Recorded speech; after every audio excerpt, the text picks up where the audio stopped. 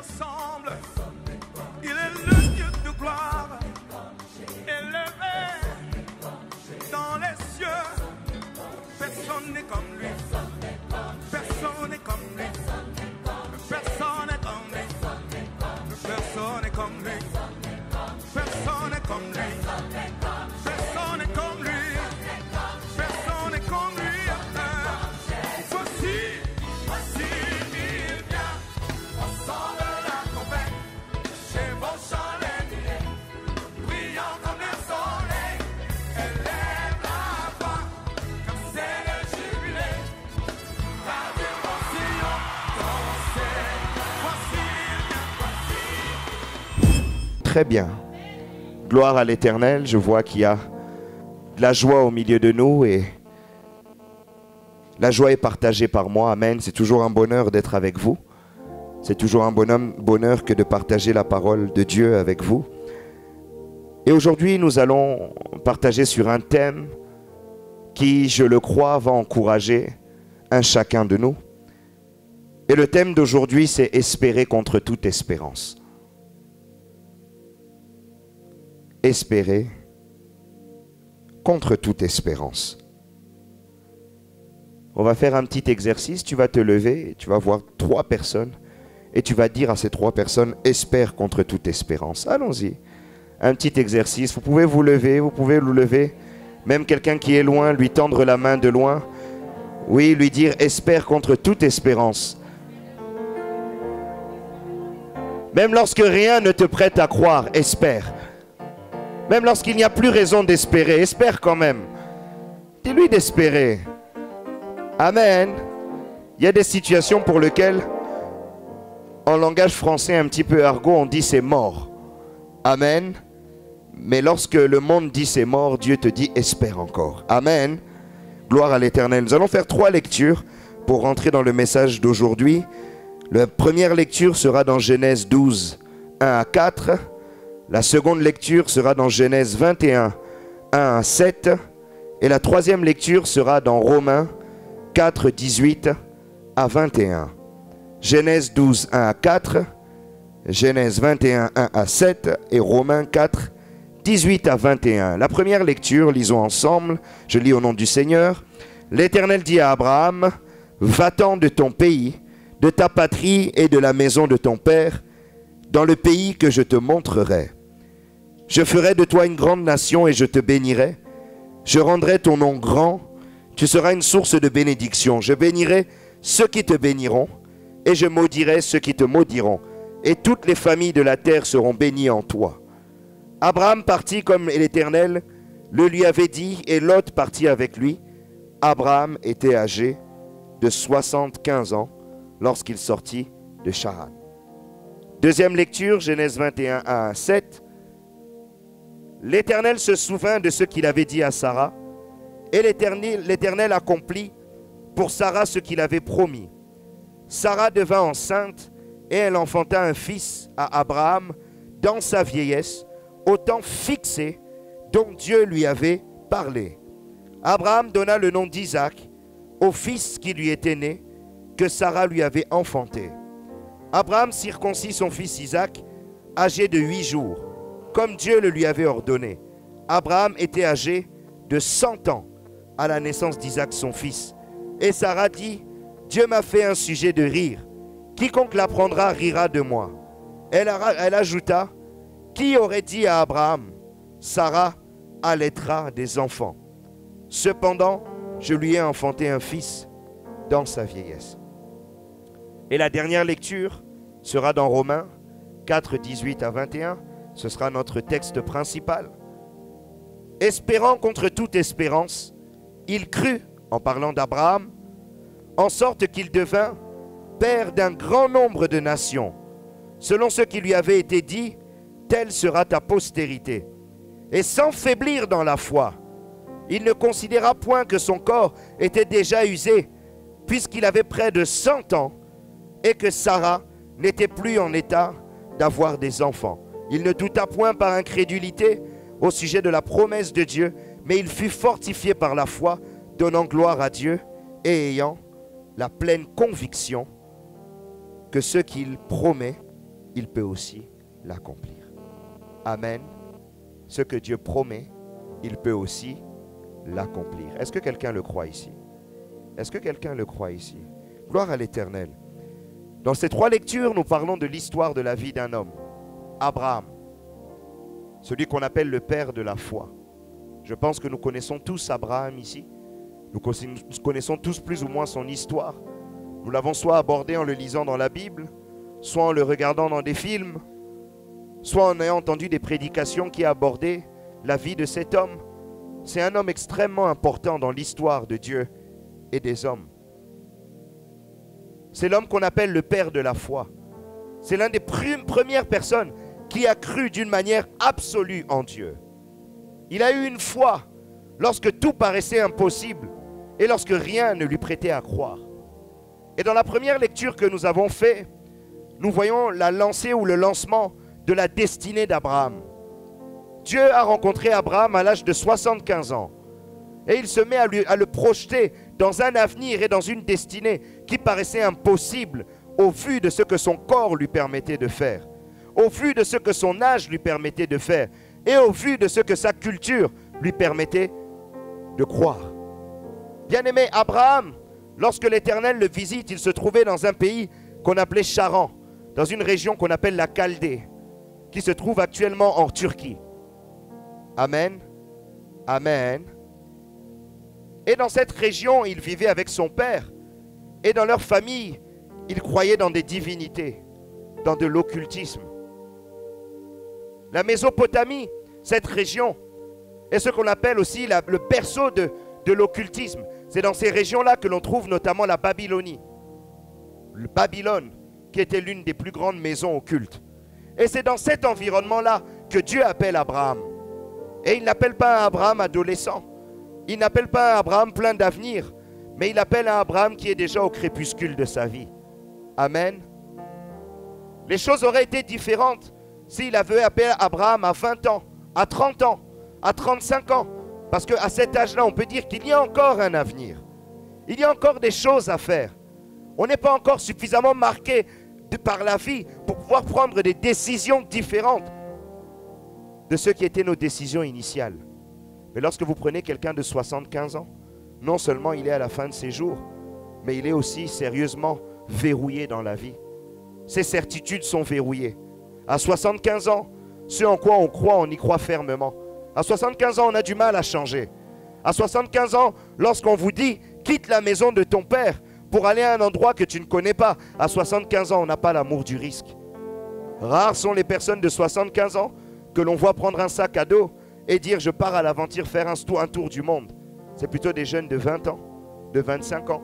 On en voit de plus en plus qui disent du jour au lendemain « je vais en Australie, je vais faire le tour d'Asie, je vais visiter plusieurs pays d'Afrique, je vais aller à l'Amérique latine ». Parce que l'aventure, c'est une histoire de la jeunesse.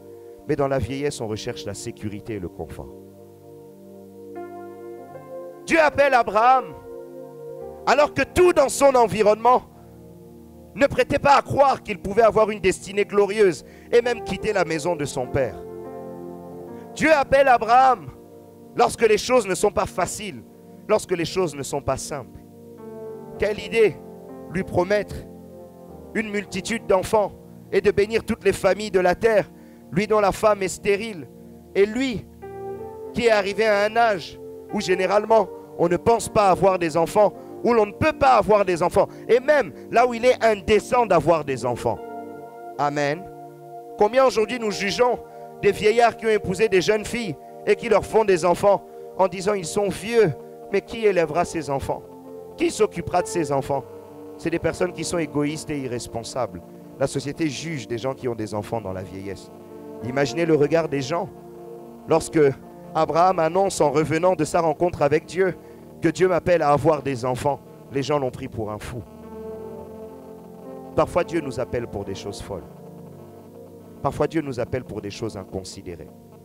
Parfois Dieu nous appelle pour des choses qui paraissent impossibles.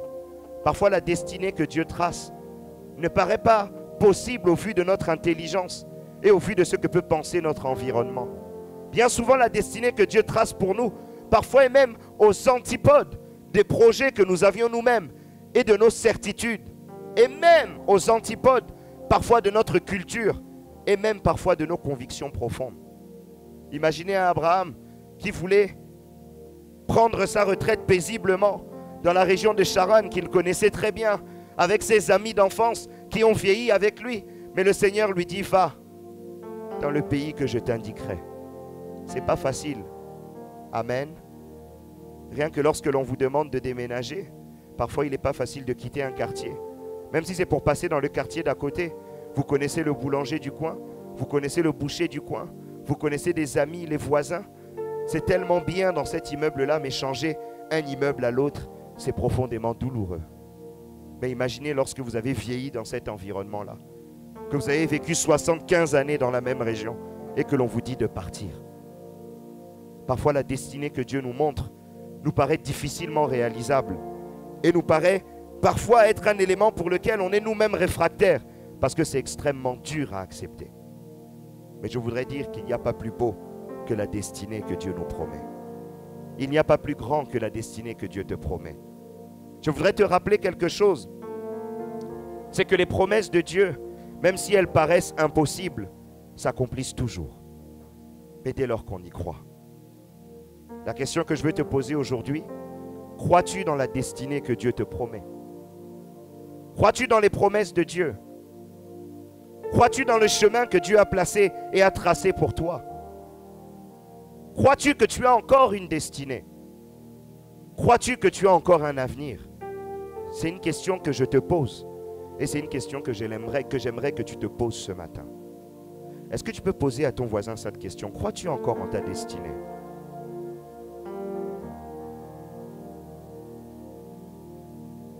Amen.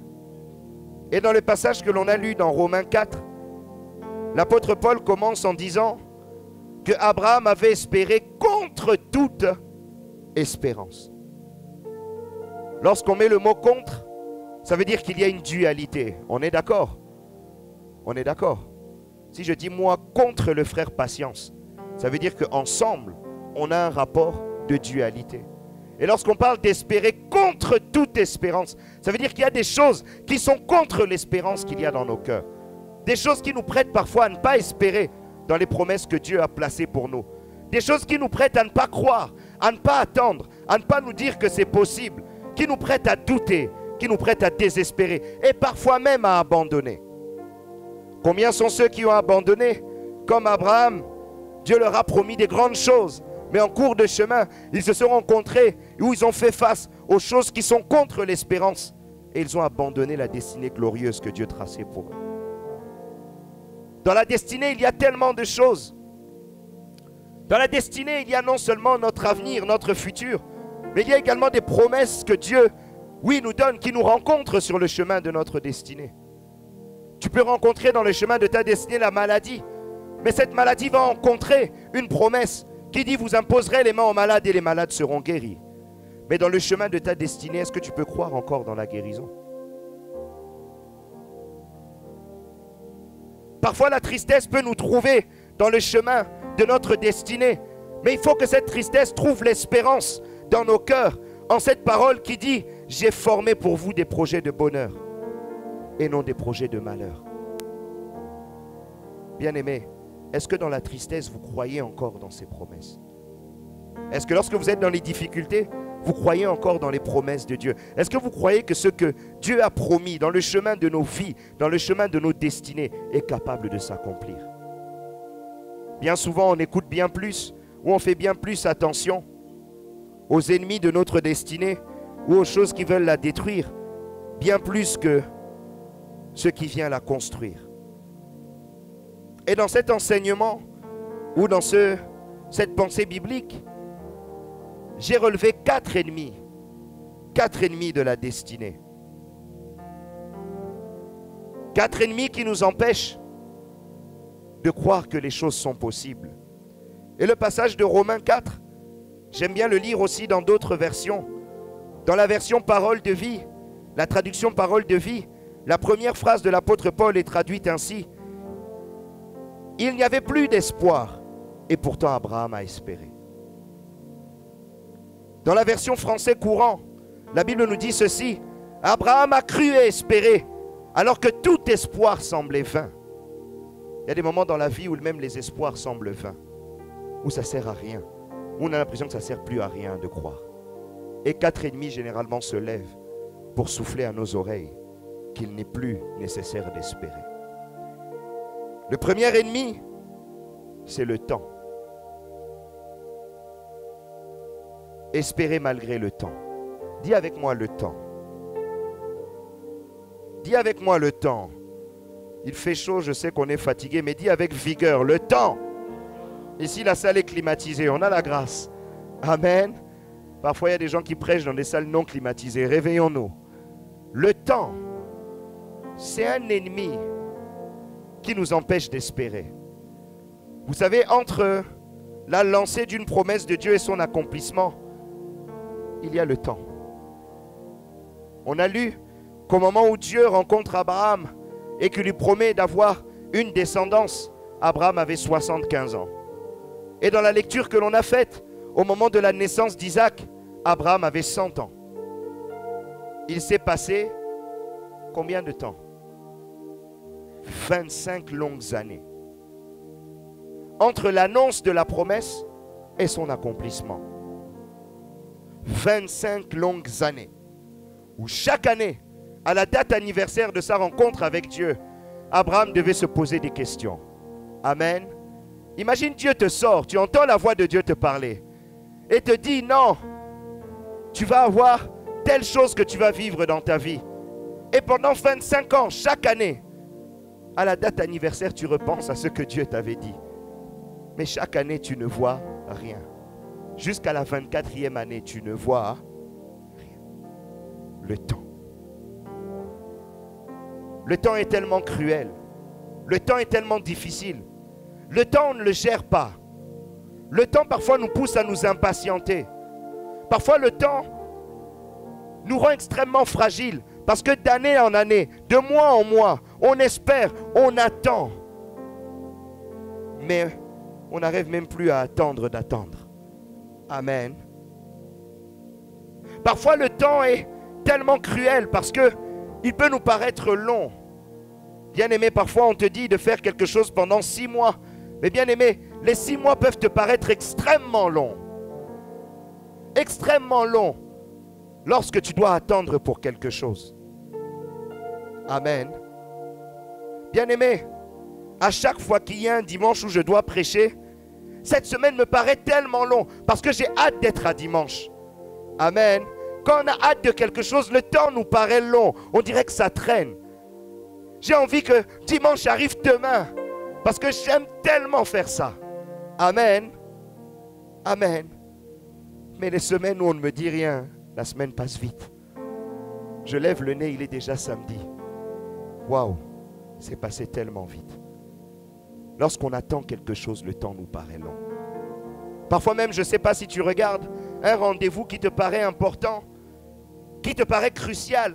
La personne a un retard de 5 minutes, mais c'est les 5 plus longues minutes de ta vie. Amen. Tu regardes ta montre de temps en temps, tu regardes, tu appelles, tu envoies un texto. La personne te dit, j'avais que 5 minutes de retard, mais toi, ça t'a paru être une éternité. Parce que lorsque tu attends quelque chose, le temps te paraît long. Mais je voudrais te dire quelque chose, c'est que le temps n'efface pas les promesses de Dieu. Le temps n'efface pas la destinée que Dieu t'a réservée. Et j'aime la réponse qu'Habakkuk a donnée. C'est une promesse dont le temps est déjà fixé. Même si elle tarde, je l'attendrai parce qu'elle s'accomplira certainement. Bien-aimé, même si les promesses de Dieu tardent, attends-les parce qu'elles s'accomplissent certainement. Amen. Je voudrais dire à quelqu'un que même si le temps te pousse à ne plus espérer, espère encore. Parce que même si le temps passe, le temps n'efface rien. Et plus encore, la Bible nous dit que notre Dieu est le temps, maître du temps et le maître des circonstances. Le temps appartient à Dieu. Et dans la naissance d'Isaac, on nous dit au temps fixé par Dieu. Les promesses ne s'accomplissent pas en notre temps, mais elles s'accomplissent au temps fixé par Dieu et au moment où il veut tirer sa gloire. Le deuxième ennemi qui se dresse devant nous, Justement, c'est l'autre qui fait pendant avec le temps. Ce sont les circonstances. Les circonstances. Bien-aimés, au-delà du temps, ce qui vient nous décourager dans notre espérance et qui vient nous challenger, ce sont les circonstances. Les circonstances, c'est ce que l'on vit, c'est ce que l'on voit, c'est ce que l'on expérimente. Bien-aimés, il y a des circonstances qui peuvent te pousser à ne pas croire, à ne plus espérer. Dieu te dit que tu vas guérir, mais tu fais une rechute et tu te retrouves à l'hôpital. C'est bizarre, comment Dieu peut me dire que je suis guéri alors que je fais une rechute et je me retrouve dans un lit d'hôpital? Extrêmement difficile, les circonstances parfois que l'on vit qui semblent contraires à ce que Dieu promet. Abraham, 75 ans, avec sa femme tout aussi âgée, se retrouve à devoir concevoir un enfant. Ne pensez-vous pas que les signes de la ménopause étaient profondément visibles en Sarah? Ne pensez-vous pas que Sarah probablement, dans les circonstances, voyait son corps en train de flétrir et voyait qu'il était pour elle impossible de devenir une mère? Combien de circonstances ne nous empêchent-elles pas de croire dans les promesses de Dieu? Amen. Il y a des choses que la Bible ne nous dit pas. Mais qui sait si Sarah n'a-t-elle pas eu de grossesse nerveuse? Les femmes sont ici, je pense que vous connaissez les grossesses nerveuses. Quand on espère tellement et on pense tellement qu'on a un enfant, nos nerfs et tout dans notre corps fait comme si on était enceinte, mais à l'intérieur il n'y a rien. Peut-être que Sarah, à force d'espérer, ça fait des grossesses nerveuses, mais à la fin elle n'a accouché que du vent. Amen. Et imaginez combien ça a pu affecter la foi d'un Abraham, de se dire, oui, c'est le moment où Dieu nous visite. Non, ça n'est qu'une grossesse nerveuse, une fausse alerte. Les circonstances sont parfois difficiles. Et ce que l'on vit, parfois vient étouffer ou vient effacer la foi. Parfois vient enlever l'espérance. Mais je voudrais te dire, malgré les circonstances et en dépit des circonstances, continue à espérer en Dieu. La Bible dit qu'on ne fonde pas notre foi sur ce que l'on voit, mais on fonde notre foi sur Dieu. Amen. Non sur la vue, mais sur la foi. Et la foi est une ferme assurance des choses que l'on espère, une démonstration de celles qu'on ne voit pas. Amen. Mes circonstances ne me montrent pas ce que Dieu m'a promis, mais ce que Dieu m'a promis est dans l'invisible et j'y crois. Est-ce que quelqu'un croit en ces choses-là? Est-ce que quelqu'un peut encore croire en ces choses-là? Bien-aimé, même si mes circonstances, Dieu m'a dit que j'aurai l'abondance, mais mes poches sont vides. Bien-aimé, mon abondance est dans l'éternité. Mon abondance est dans l'invisible. Même si je ne le vois pas, mon abondance, je la vivrai.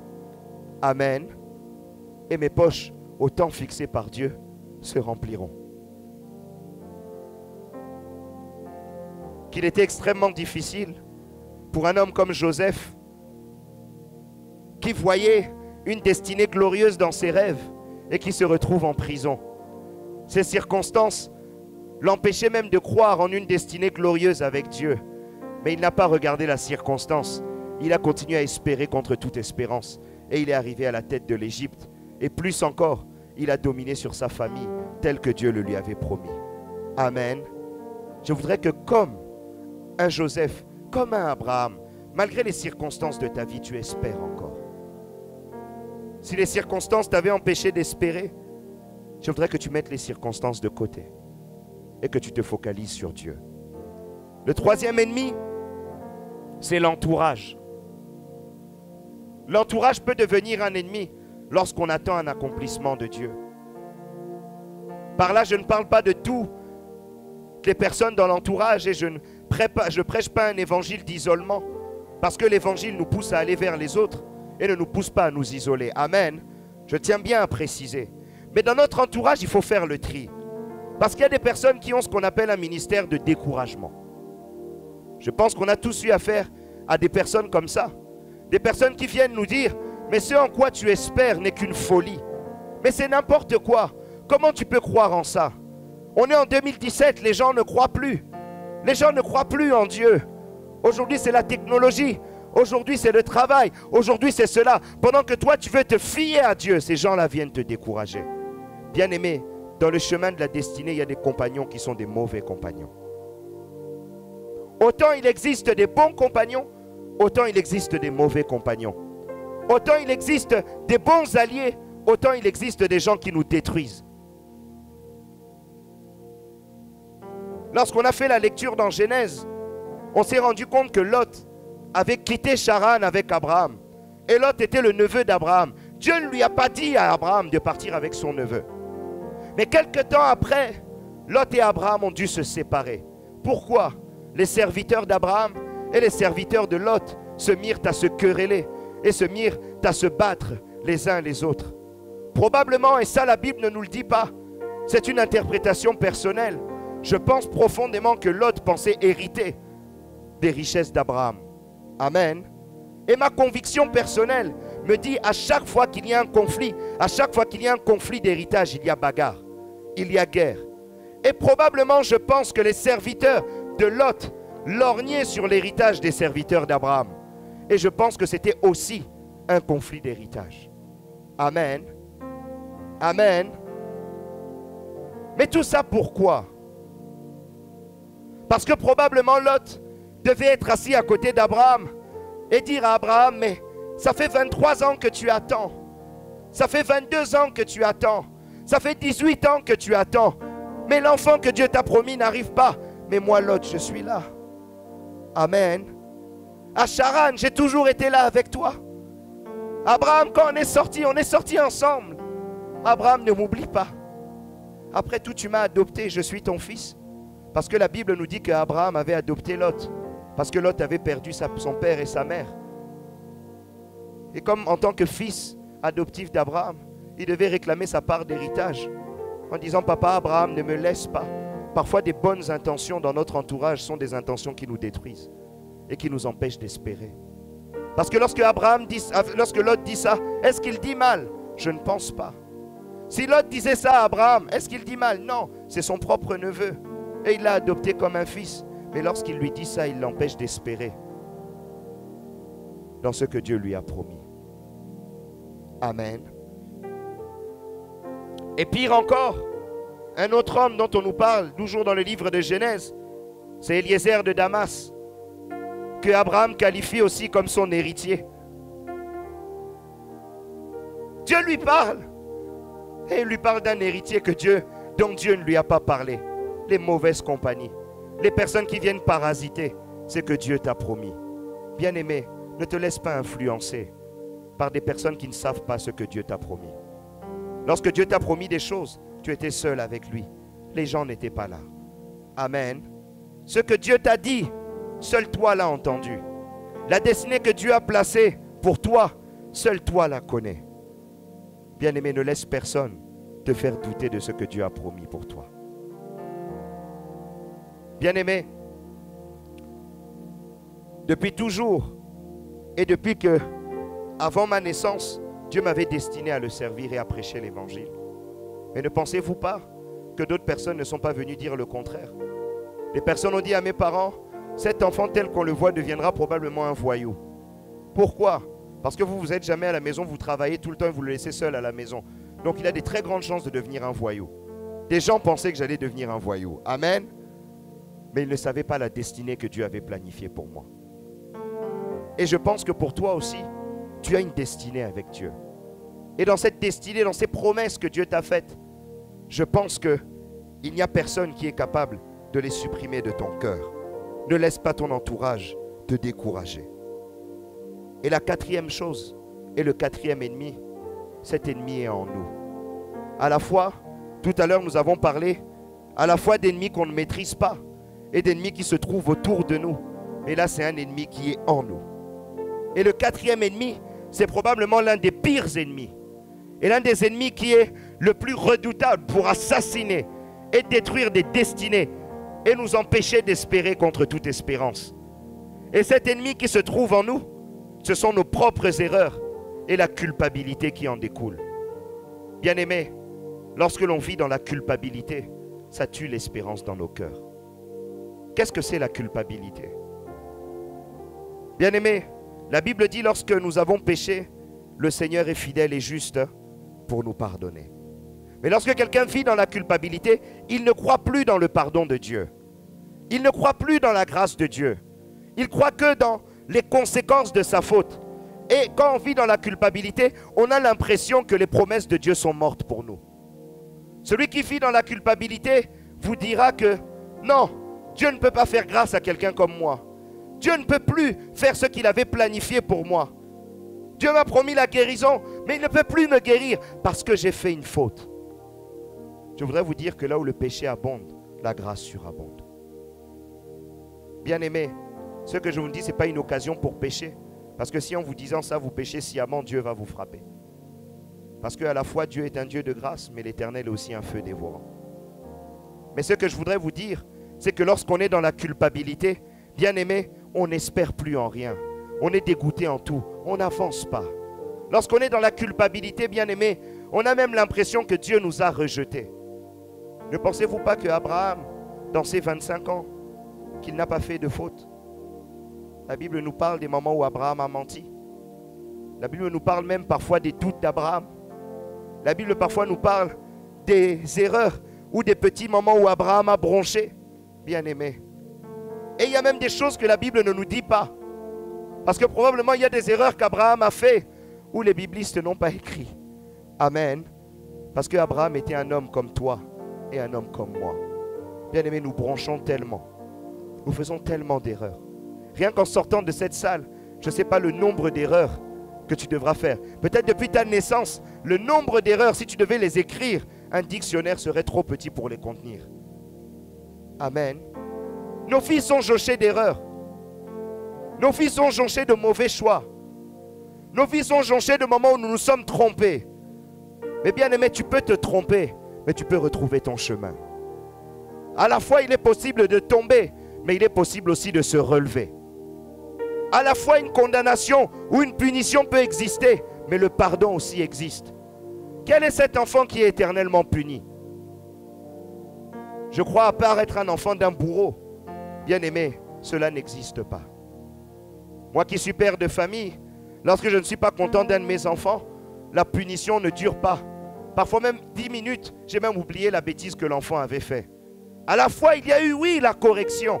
Parce que chacune de nos erreurs mérite correction. Et l'Éternel est un Père qui nous corrige. Mais l'Éternel n'est pas un Père qui nous rejette. Et lorsque nous sommes dans la culpabilité, c'est lorsque nous avons le sentiment que Dieu nous a rejetés. Je voudrais dire à quelqu'un, Dieu ne t'a pas rejeté. Ta destinée n'est pas morte. Tu as fait des mauvais choix, mais il n'est pas trop tard pour retrouver le bon chemin. Je voudrais dire à quelqu'un que tu es peut-être tombé, mais bien aimé, ne perds pas ton temps à rester par terre. Relève-toi. Ne laisse pas la culpabilité te ronger parce que le pardon de Dieu, la grâce de Dieu est disponible.